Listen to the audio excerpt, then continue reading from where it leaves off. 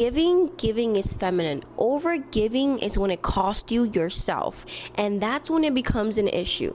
It's not that you don't give in your relationship, it's that you don't give at the expense of yourself.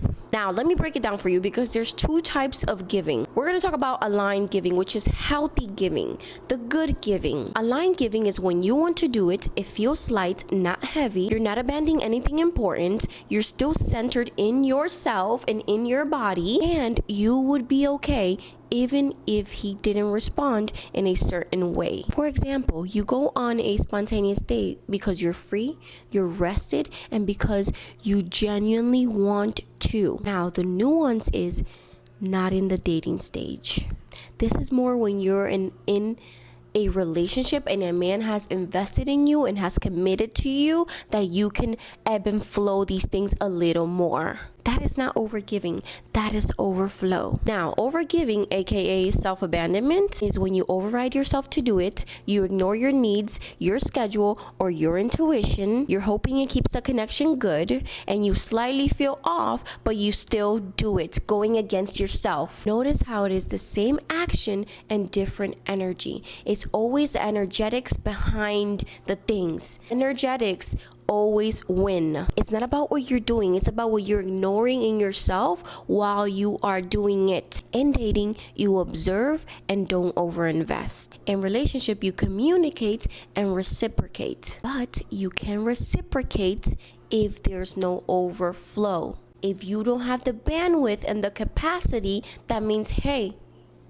I need to pour into myself right now. I cannot give this for you. I need to show up for myself before I can give to you. And then, because if I'm giving to you and I'm not showing up for myself, now I'm going to feel resentful. In marriage, partnership, support, and seasons of giving, they ebb and flow. But in all stages, you never disconnect from yourself. Now, let's talk about the hard non-negotiables that are straight up overgiving. These are straight up overgiving, and these are not up for debate. Non-negotiable number 1, consistently accepting last minute, low effort plans. Not once in a while, but a pattern where he doesn't plan and you still show up. And he does this consistently, and you still show up, and you still show up, and you still show up.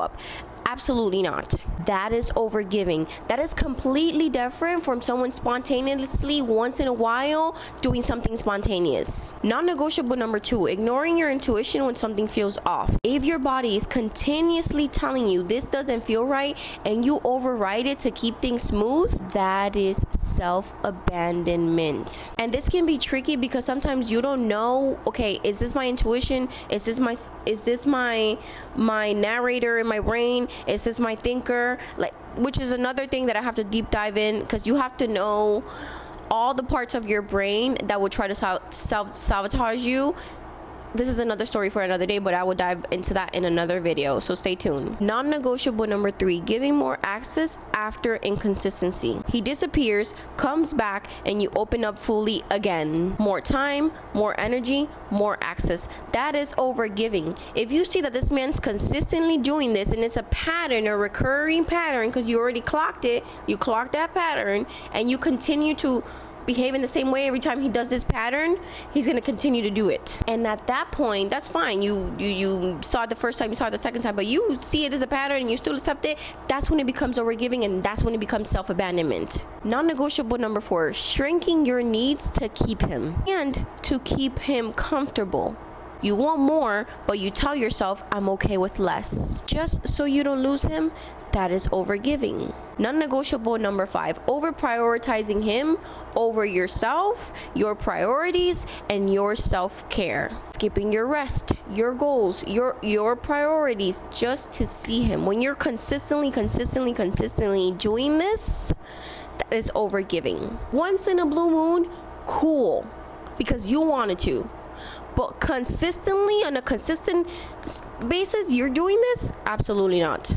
That is not love, that is imbalance. Non-negotiable number 6, trying to earn consistency through doing better and giving more.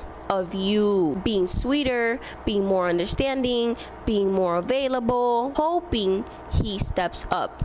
That is overgiving. A spontaneous date is not overgiving. Abandoning yourself repeatedly in order to keep him and consistently please him, that is overgiving. That's when the actions become an issue.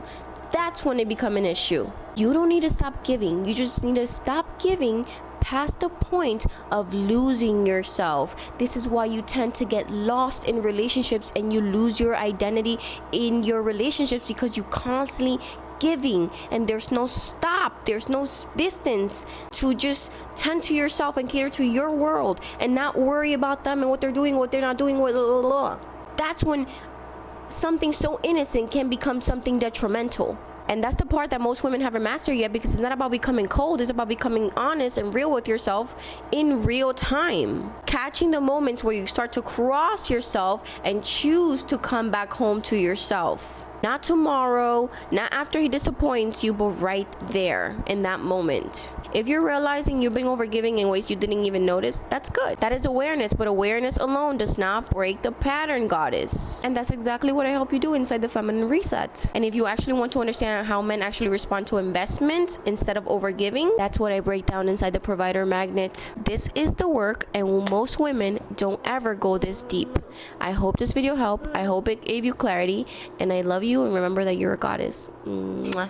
Bye. Say bye. Bye.